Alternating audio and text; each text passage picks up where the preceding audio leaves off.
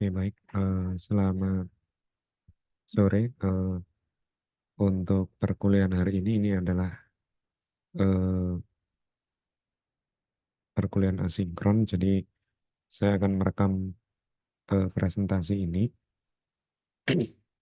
untuk eh, materi yang sebelumnya yang sudah kita bahas mengenai workflow pada neural network. Kemarin kita sudah sampai perkenalan pada deep learning.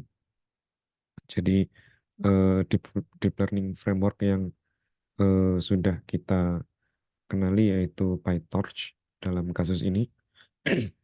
Eh, Kemudian untuk penggunaan atau use case apa yang menjadi alasan kita menggunakan eh, compute bound ini adalah karena pendekatan sebelumnya seperti MapReduce dan Spark tidak dapat memenuhi kebutuhan yang ada, yaitu terkait dengan eh, numerical computation yang ekstensif.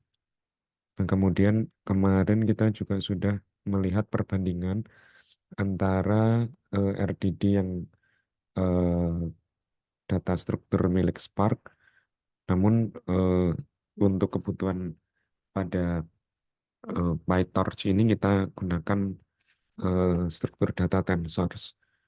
Juga kemarin sudah kita bahas apa itu tensor dan mungkin perbedaan antara vektor, konstan, dan metrik secara umum dengan tensor itu sendiri. Oke, dengan contoh juga kemarin yang sudah kita lihat adalah terkait dengan gambar ya, representasi gambar dua dimensi eh, yang direpresentasikan terhadap RGB pixel dari gambar, maka ini kita bisa eh, merepresentasikan menjadi suatu tensor tertentu. Eh, Kemudian kenapa kita memanfaatkan tensor ketimbang kita menggunakan Spark yang sudah dilengkapi oleh struktur data RDD seperti itu. Jadi memang untuk PyTorch sendiri ini dia memiliki kekhususan yaitu untuk melakukan operasi matematik, ya, mathematical computation seperti linear algebra dan machine learning optimization. Ini semua memanfaatkan eh, komputasi yang cukup kompleks ya, sehingga dengan struktur data RDD itu eh, tidak memungkinkan untuk dilakukan gitu ya. Oke, jadi kemarin juga sudah saya jelaskan mengenai eh,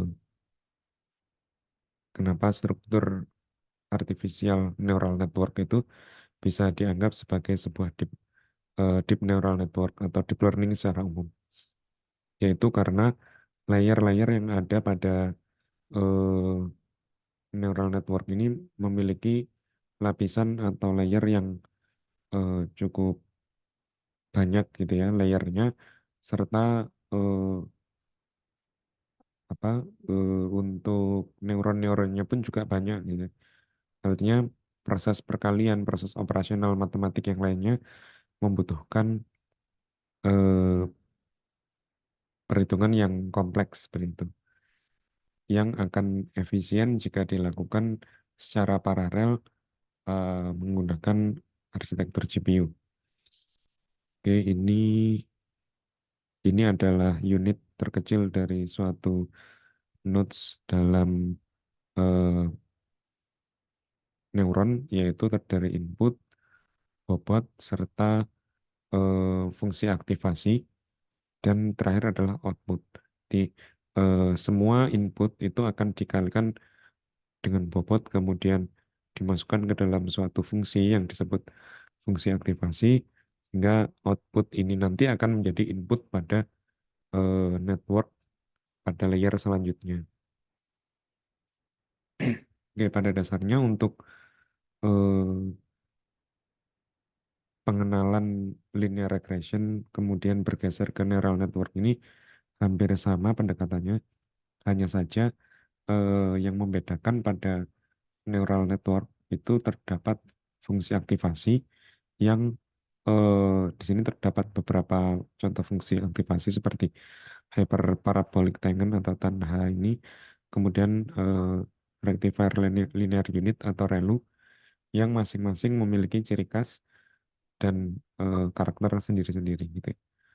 Nanti untuk apa, activation function ini bisa beragam antar satu arsitektur network dengan network yang lain bisa berbeda-beda. Bahkan dalam satu arsitektur pun itu nggak harus ragam untuk apa fungsi aktivasinya.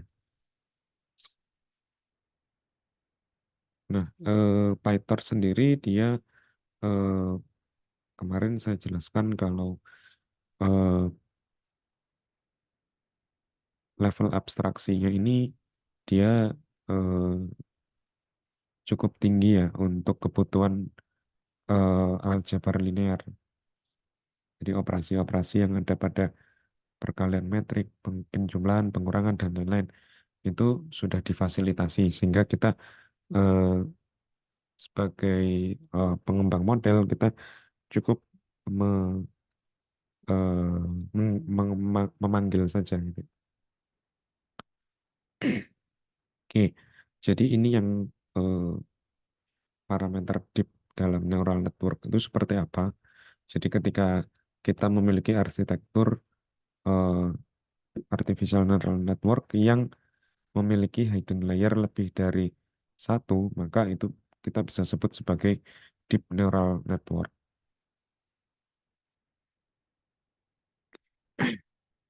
Nah, kemudian ini adalah ilustrasi high level built-in linear algebra yang eh, secara konseptual kita gambarkan dalam graf ya, jadi kalau graf kan ada node-node tertentu di mana node itu adalah tensors atau matriks tertentu yang kita operasikan. Misalnya kalau di sini ada X itu adalah input, kemudian W adalah bobot dan B adalah bias. Sehingga kita bisa eh, membuat struktur artificial neural network ini dengan mudah gitu ya. Artinya fungsi-fungsi seperti matmul, addition dan ReLU ini dia dia sudah tersedia. Nah, dari eh, konsep gambar konseptual ini kita masukkan atau kita translate menjadi kode Kode programnya eh, kode programnya adalah cek cek kode programnya adalah eh, seperti ini yang eh, ditampilkan pada gambar ini. Eh, pertama tentunya kita harus menginstal PyTorch ya, menginstal PyTorch, kemudian dari PyTorch tersebut kita import torch, kemudian from torch import apa gitu ya. Kemudian ada X, Y, Z dan lain-lain. Jadi ini X ini adalah input eh, random gitu ya. W ini adalah bobot yang random dan Z adalah eh, dia adalah untuk menyimpan hasil perkalian antara W dan X. Jadi matrix multiplication, kemudian Y headnya ini adalah fungsi aktivasi dan sebagainya.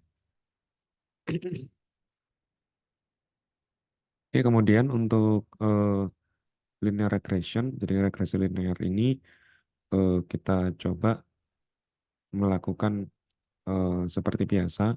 Y ini adalah eh, ada fungsi X yang dikalikan dengan B. Tujuannya adalah untuk mendapatkan nilai Y dikurangi BX kuadrat itu minimal. Oke, kalau mungkin ini sepintas ya. Eh, jadi untuk mendapatkan nilai tersebut, kita bisa memanfaatkan kita bisa memanfaatkan perhitungan gradien ya, sehingga kita bisa memperoleh gradien tersebut yang eh, mendekati nol.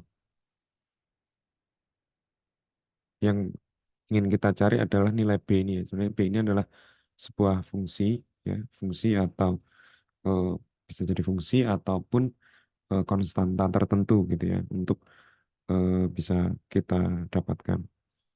Kemudian untuk numerical gradient ini biasanya kita mulai dari satu nilai random, kemudian dari nilai random itu dilakukan iterasi-iterasi sampai menemukan nilai B yang paling optimal gitu ya. Ini, jadi eh, ini adalah initial weight. Ini bisa di mana-mana ya, bisa random, bisa di sini dan lain-lain. Ini kan yang kita ingin tuju adalah nilai titik terendah gitu ya. Artinya yang paling minimum errornya atau gap antara eh, apa antara data yang diprediksi dengan data yang dihasilkan oleh sistem. Sehingga seharusnya eh, pada masing-masing titik ini dihitung gradiennya. Eh, Semakin mendekati nol maka semakin baik ya. Artinya gradien itu tidak memiliki kemiringan sama sekali. Oke, jadi ini adalah eh, linear regression, yaitu untuk mengukur gradien seperti itu. Oke, jadi ada proses update nilai sehingga si B ini akan berubah-ubah nilainya. Ini bagaimana cara mengupdate-nya, yaitu nilai beta sebelumnya itu dikurangi dengan gradien dikalikan learning rate. Nah, learning rate ini juga merupakan variabel yang bisa kita ubah ya, variabel yang bisa kita ubah sehingga kita bisa menentukan nilai learning rate ini sebagai hyperparameter, artinya bisa kita tentukan di awal. Ini yang akan mempengaruhi nilai B barunya. Jadi semakin besar nilai learning rate ini seharusnya akan menyebabkan perubahan yang lebih lebih curam atau lebih signifikan. Oke, kemudian selanjutnya adalah eh, untuk nilai linear ini eh, ada banyak ya cara untuk menghitung eh, menghitung eh, op- mengoptimasi atau menemukan eh, nilai gradien ini ya. Jadi ada banyak misalkan SGD, momentum dan lain-lain ya, Adam dan lain-lain. Ini eh, algoritma-algoritma yang memang digunakan untuk menemukan menemukan eh, menemukan nilai yang paling optimal.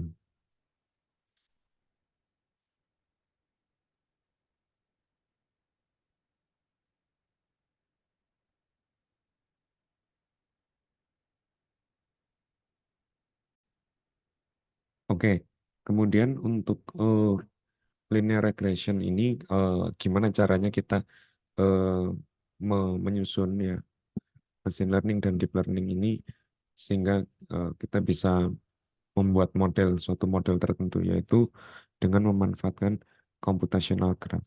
Di computational graph ini adalah representasi dari eh, model ya, sehingga kita bisa lihat di sini yang lingkaran-lingkarannya adalah suatu operasi tertentu, dan yang berbentuk kotak ini dia adalah input atau nilai yang dibutuhkan untuk menghasilkan suatu output tertentu.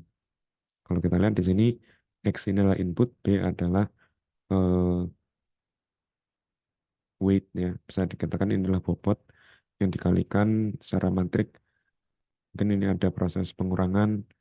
Jadi pengurangan ini maksudnya nilai Y yang dihasilkan oleh proses matmul sebelumnya ini dicari selisihnya ya, dicari selisihnya dengan Y yang sudah diketahui sehingga kita akan menemukan berapa selisih antara eh, yang nilai yang dihasilkan oleh operasi matrix multiplication dengan eh, hasil apa hasil yang sebelumnya diketahui gitu ya.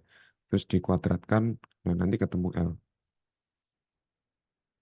Oke, kemudian yang membedakan antara linear regression dengan non linear ya. Jadi kalau eh, jadi kalau di sini kalau kita lihat eh, ini kenapa kok ada fungsi fungsi aktivasi ini yaitu untuk kita eh, menghilangkan aspek linearitasnya. Jadi ini eh, mungkin akan menghilangkan keteraturan gitu. Menghilangkan keteraturan dari eh, model-model linear.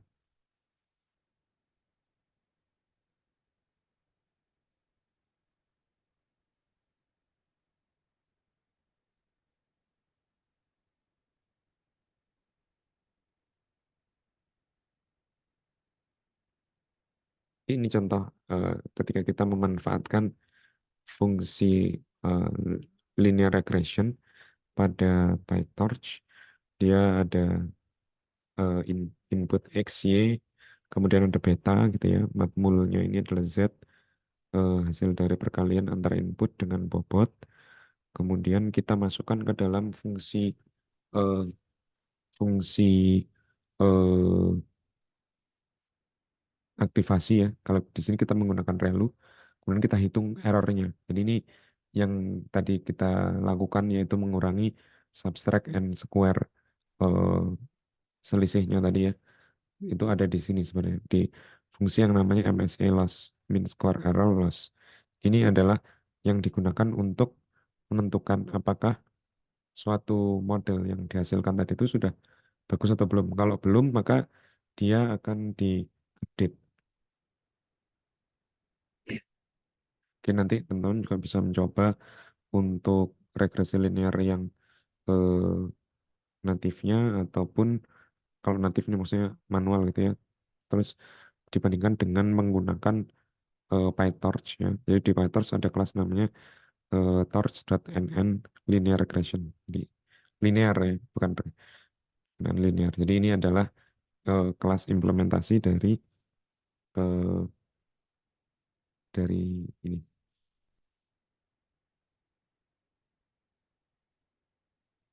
Oke,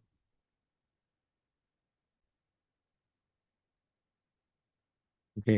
Jadi kalau eh, ditampilkan di sini bahwa dalam PyTorch ini terdapat tiga building block ya. Jadi ada tiga eh, komponen yang menyusun. Yang pertama adalah torch.tensor. Ini adalah struktur data. Struktur data yang eh, digunakan untuk menyimpan tensor yang dimiliki eh, yang akan diproses gitu ya. Nanti tensor itu bisa jadi inputnya atau bobotnya atau nilai bias dan lain-lain. Jadi tensor ini bisa bermacam-macam. Kemudian yang selanjutnya adalah yang mungkin akan memudahkan kita yaitu pada bagian eh, cek. Yang selanjutnya ini adalah bagian eh, building block yaitu yang komponen-komponen yang sudah tersedia seperti linear, MSE, loss, relu dan lain-lain. Jadi ini eh, predefined function ya layer-layer kebutuhan-kebutuhan layer itu semua eh, sudah ada di sini sebenarnya. Jadi kita hanya tinggal mengisi beberapa parameter, misalkan linearnya itu terdiri dari berapa berapa neuron atau misalkan kita pakai pengen menggunakan fungsi aktivasi relu, transformer dan lain-lain. Oh ya, yang tadi yang tensor ini atributnya seperti tipe datanya apa gitu ya. Karena eh, tensor ini juga bisa bermacam-macam gitu ya. mulai dari tipe data float, integer dan lain-lain. Jadi maksudnya isi dari tensor tersebut data-data dengan nilai-nilai seperti yang ada ini. Kemudian untuk operasi ya ini operasi-operasi komputasi matematis gitu ya, biasanya matmul, max, min, sum dan lain-lain. Nah, setelah kita mengenal tiga ingredients ini, eh, kita satukan ke dalam sebuah kelas yang namanya NN modul atau kelas yang kita buat yang inherit terhadap NN modul tersebut. Eh, Komponen-komponen tersebut disusun atau di apa di eh, digabung ya, digabung-gabung itu ada di NN modul ini. Nah, ini kalau misalkan kita sudah punya, kita pengen bikin toy model ini kayak eh, percobaan gitu aja ya. Jadi pertama yang kita lakukan adalah apa, extend atau memanfaatkan eh, kelas nm.modul ini. Jadi kalau di Python ini adalah extend ya. Artinya eh, toy model ini adalah anak apa child dari kelas nm.modul. Oke, kemudian ada fungsi underscore init atau fungsi yang pertama kali dipanggil gitu. Di sini kita menentukan eh, struktur dari layer-layer yang ingin kita buat. Misalkan kalau di sini kita punya ada NN linear atau eh, layer yang berfungsi sebagai eh, fungsi linear ya, linear layer. Kemudian kita punya relu atau fungsi aktivasi dan ada linear yang lain. Ini input input dan outputnya beda. Inputnya 10, outputnya 10. Input 10, outputnya 1. Ini adalah dimensi input dan outputnya. Nah, dari sini eh, bagaimana cara kita menggabungkannya? Nah, proses penggabungannya ada di fungsi forwardnya. Jadi namanya mesti forward. Di isi isi dari kelas yang extend ke NN modul itu mesti ada minimal ada dua ini ya, init dan forward ini. Karena forward ini wajib diimplementasikan.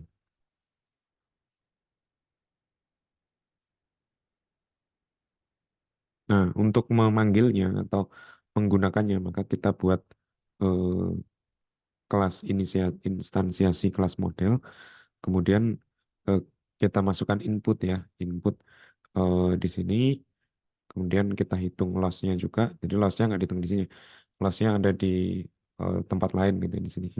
Ini nggak dalam satu file ya. Ini fungsi-fungsinya yaitu untuk supervise, kemudian ini udah jelas ya inputnya, misalkan ada tiga input dan satu output, outputnya Y.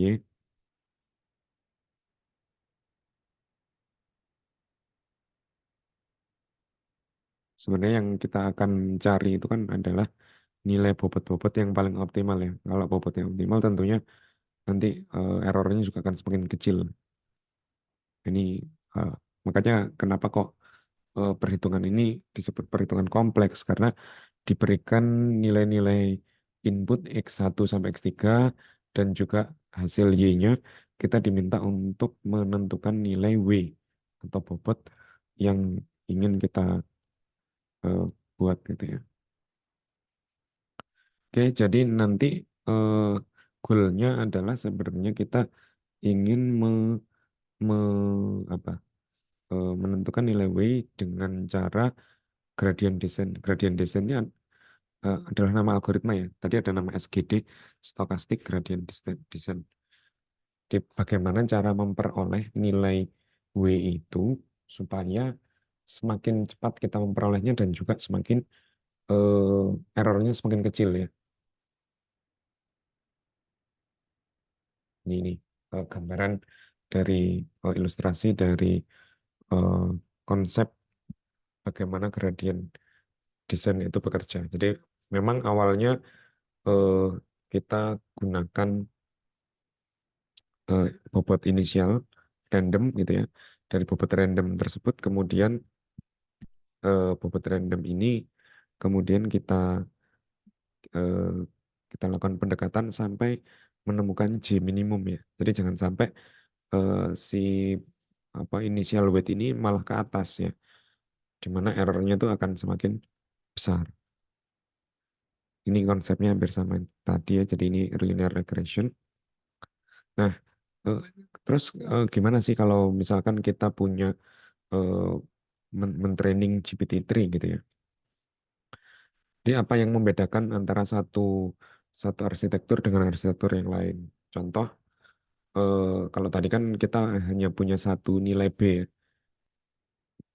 Nilai B ini yang akan kita cari. Nah, bagaimana dengan algoritma-algoritma yang seperti GPT-3 atau BERT gitu? BERT Large itu punya 330 juta parameter ya. Jadi parameter-parameternya ini di training eh, di training eh, menggunakan NVIDIA K80 ya. Ini namanya K80 adalah NVIDIA sebuah GPU yang namanya NVIDIA K80. eh, Dia membutuhkan waktu 399 menit dengan eh, ya parameternya tadi ya 330 million.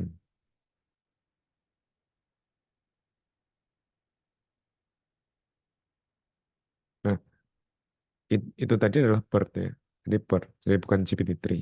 Nah, bagaimana dengan kalau kita misalkan mencoba mentraining GPT-3 ini membutuhkan 147 hari ya untuk eh, melatih atau mentraining ya, mentraining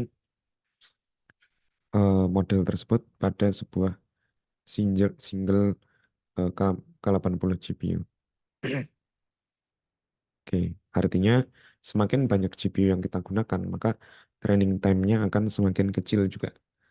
Ini yang saat ini dalam konteks big data, maka bagaimana opsi-opsi yang kita lakukan untuk eh, mendistribusikan pekerjaan atau beban tersebut sehingga kita bisa melakukan memperkecil memperkecil eh, overhead proses yang dilakukan untuk melakukan training terhadap parameter yang sangat banyak tersebut. Yang pertama adalah kita bisa melakukan distribusi dari dataset. Jadi eh, mungkin modelnya tetap, tapi kita lakukan distribusi pada banyak node gitu ya. Jadi kita mendistribusikan seluruh dataset. Yang kedua adalah distribusi data. Jadi mungkin ini mirip dengan konsep yang kita sudah pelajari pada MapReduce atau pada Spark gitu ya. Jadi ini adalah mekanisme untuk eh, mendistribusikan parameter-parameter yang awalnya mungkin dilakukan secara tersentral.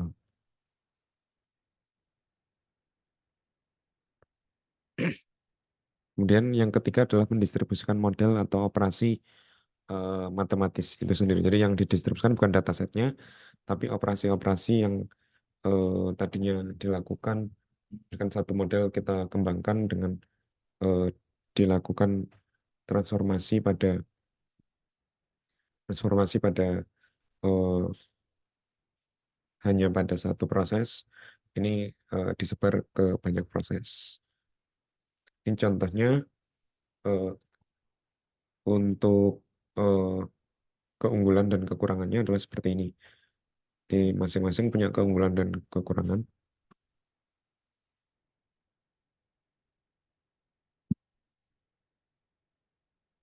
Yang paling mudah yang nomor satu tentunya ya, distribute copies of entire dataset. Nggak semudah itu juga ya sebenarnya diimplementasikan. Nah ini kalau kita lihat eh, eh, untuk yang opsi yang nomor dua, dia ini masuk ke dalam data paralelism atau eh, proses distribusi secara paralel data. Kalau yang ketiga ini adalah model paralelism. Jadi ada dua cara untuk mendistribusikan. Apakah datanya yang didistribusikan? Yang kedua adalah apakah proses proses komputasinya yang didistribusi. Jadi ini yang mungkin akan kita bahas.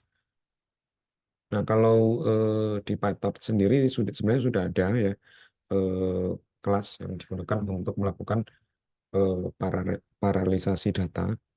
Itu kita eh, kita pecah ya dataset itu, kemudian kita eh, pisah menjadi beberapa node sehingga masing-masing node tersebut eh, akan memproses masing-masing dan dia akan dilakukan pemrosesan secara terpusat untuk penggabungannya gitu ya.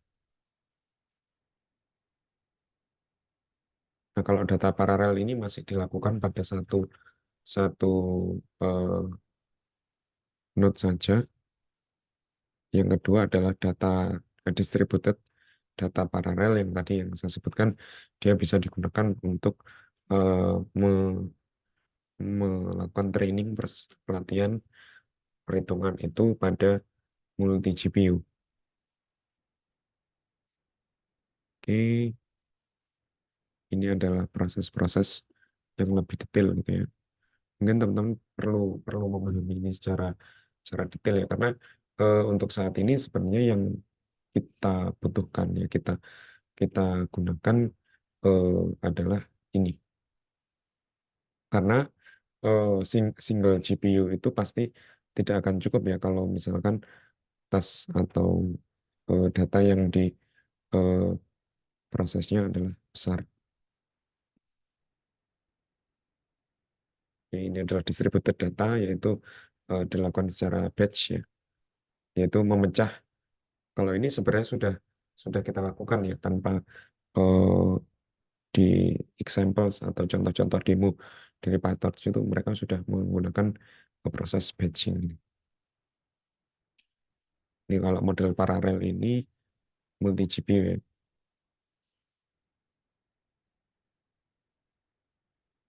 Oke, ini ada beberapa model paralel tutorial nih, bisa diikuti. Kalau ini misalkan ada di kuda satu, yang ini kuda dua ini adalah proses untuk memapping eh, variabel net satu ini akan diproses atau disimpan pada GPU yang mana.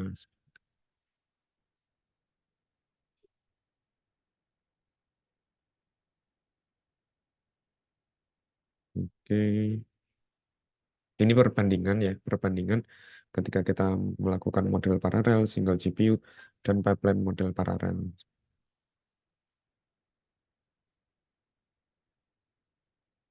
Nah, ini ada Horovod ya, tools yang namanya Horovod ini, dia adalah distributed deep learning training framework.